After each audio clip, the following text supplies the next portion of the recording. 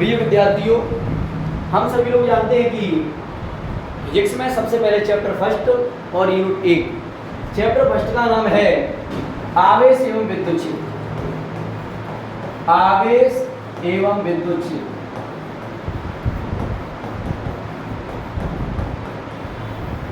सबसे पहले समझेंगे कि आवेश होता क्या है।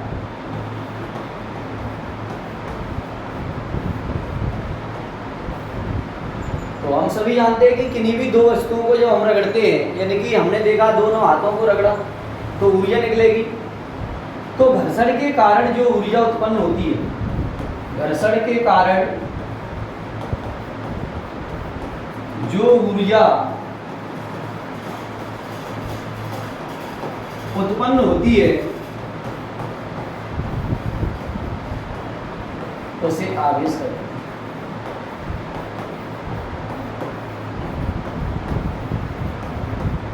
घर्षण के कारण जो ऊर्जा उत्पन्न होती है उसे हम आवेश कहते हैं। और आवेश दो प्रकार के होते हैं।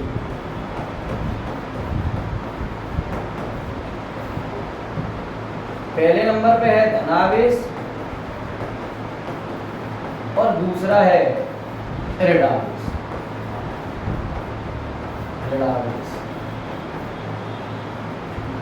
इसके बाद अपन समझेंगे विद्युत क्षेत्र।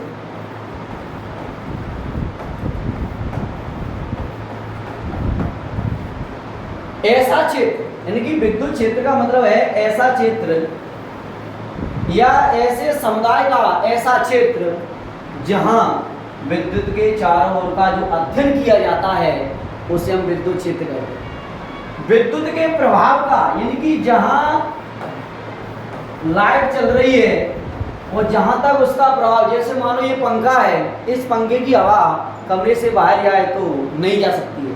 यानी कि ऐसा क्षेत्र जहां विद्युत के प्रभाव का अनुभव किया जाता है उसे हम विद्युत क्षेत्र कहते हैं। उसे विद्युत क्षेत्र कहते हैं। इसके बाद हम आगे चलते हैं और आगे क्वेश्चन है मूल आवेश। बहुत प्यारा क्वेश्चन है मूल आवेश। 2-2 नंबर में क्वेश्चन 2023 में क्वेश्चन पूछा गया था मूल आवेश किसे कहते हैं, इसका मान लिखें। तो यह आवेश की सबसे छोटी इकाई है। आवेश की सबसे छोटी इकाई है। प्यारे विद्यार्थियों, जो आवेश होता है, अभी हम पढ़ के आए हैं कि घर्षण के कारण जो ऊर्जा उत्पन्न होती है उसे आवेश कहते हैं।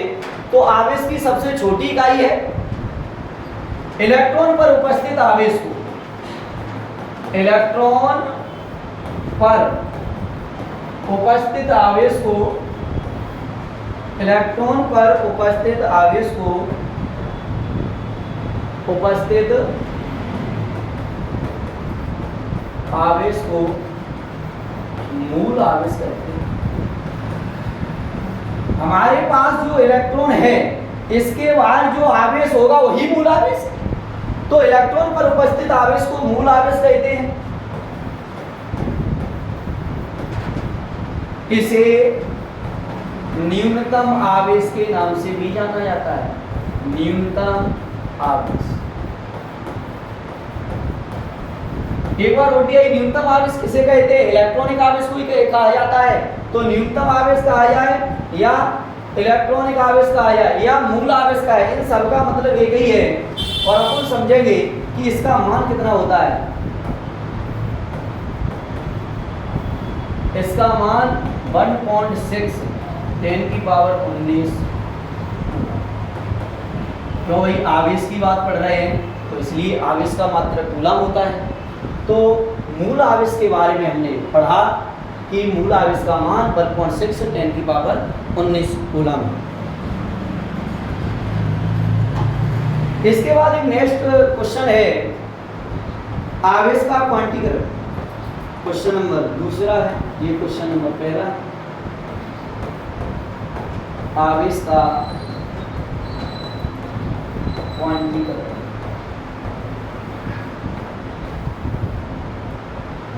प्यारे विद्यार्थियों, हम समझेंगे आवेश के क्वांटीकरण को।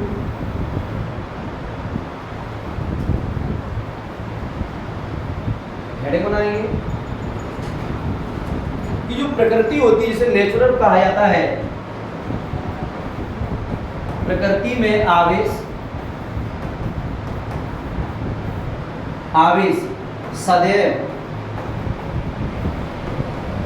एक निश्चित, प्रकृति में आवेश सदैव एक निश्चित, सदैव एक निश्चित न्यूनतम मान का पूर्ण गुणज होता है। पूर्ण गुणज होता है, इसे आवेश का क्वांटीकरण कहते हैं। इसे आवेश का क्वांटीकरण कहते हैं। तो आवेश के क्वांटीकरण में आपने पढ़ा होगा, अर्थात Q बराबर प्लस माइनस एन। एक बार ओटी पूछी थी कि Q बराबर प्लस माइनस एन क्या है, आवेश का क्वांटीकरण। n यानी कि नंबर ऑफ डिजिट, 0 1 2 3 हो सकता है, E माने इलेक्ट्रॉन और Q माने आवेश। जहां Q आवेश है और n बराबर संख्या है 1 2 3 और E बराबर इलेक्ट्रॉन है। तो आज हमने छोटे छोटे क्वेश्चन पढ़े हैं, तो ये क्वेश्चन बहुत इंपॉर्टेंट क्वेश्चन है, इनसे समझेंगे आगे क्वेश्चन को। ठीक है, थैंक यू।